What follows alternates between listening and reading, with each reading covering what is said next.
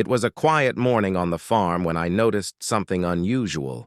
My barn door, which I always left wide open for easy access, was blocked by a sleek black Porsche.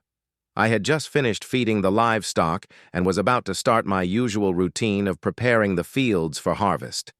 But when I approached the barn, the shiny Porsche was sitting right in my way, taking up the space that was crucial for me to move my equipment in and out.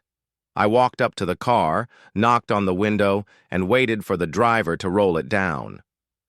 When the window finally lowered, I was greeted by the face of Karen, one of my neighbors, a woman who always had a sharp tongue and never seemed to care about the people around her.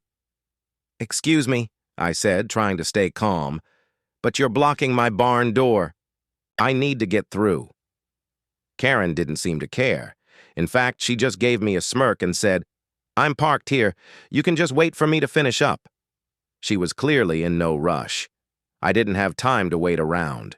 My harvester was ready and the crops were waiting to be gathered. Frustration began to build inside me. I explained to Karen that I needed to move the harvester so I could get to work, but she didn't budge.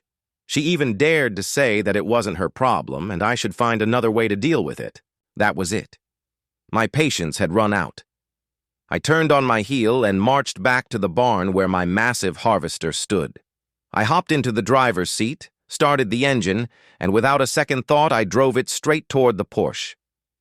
The sound of the tires grinding against the pavement filled the air as I steered the harvester toward the car, running right over the front bumper and crushing the hood.